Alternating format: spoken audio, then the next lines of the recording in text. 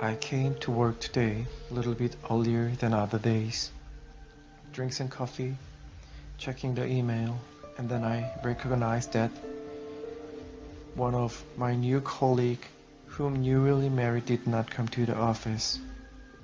And then I asked to another colleague why did he not come. And then he said he had to consult his lawyer about his divorce. I thought back to the old days and I gave him some advice. Actually, people around me know I am divorced, but they don't know why. Ex-wife was my first lover, and it was same as her. I still want to believe that it was true. My parents were also divorced when I was young. I lived with my father in the Memphis. Ex-wife and I graduated from the same elementary school, but we never saw each other in middle and high school. I moved to New York with my father when I was 13. And then we meet again after 7 years later in the Washington DC. I will tell you this story again in a little while. I was very introverted because I was shocked by my parents' divorce.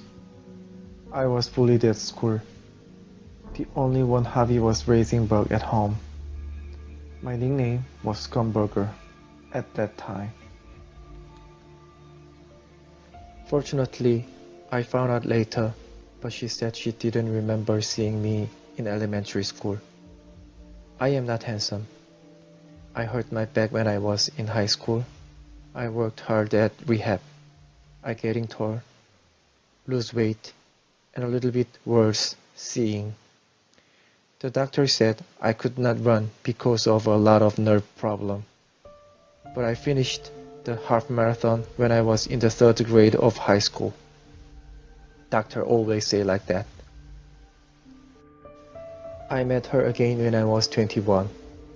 A few of my friends invited me to the reunion. The first time I saw her, I fell in love, and so did she. My first kiss was not her. Ex-wife's first kiss was me. My first kiss, I was drunk and gave it to a whore. Poor me. We loved passionately, and then we had a baby.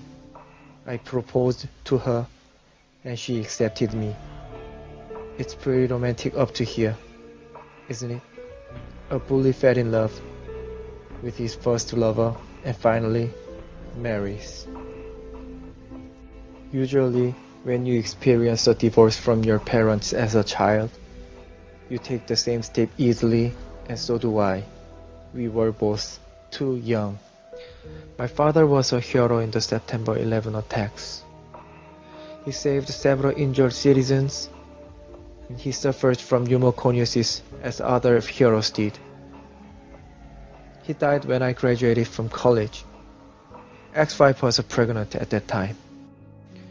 If my father had seen his granddaughter, he showed her a fire engine, gave her a helmet as a birthday present, and said, "You must marry a man like your grandfather later. Never date a guy like your dad." And he would have given his granddaughter a ride. Before I got a job, I depended on federal pension. That was my father's death compensation. I was lazy. I didn't make much effort to prepare for the job. Then one day, I woke up and I saw my daughter. I decided to get a job. I can't tell you who I am, so I cannot give you much information, but I got an annual salary of $14,000 and worked for a company that has frequent night shift, usually finished at 10 p.m. The summer of the year when I got divorced, ex-wife was a little strange. At one point, I saw my ex-wife, and she cut her hair short, did her nail in a nail shop like a lady, and off went to see her friend. She didn't look like a woman with a baby. Her face looked like Ariana Grande, 5.5 feet tall, and her lips were her best ever. Just for me, just for in my eyes. At first, I thought she could afford this much luxury because she had hard time because of me. How hard it must have been for her to marry a man like me. I tried not to care. Then one day, the use of checks began to increase.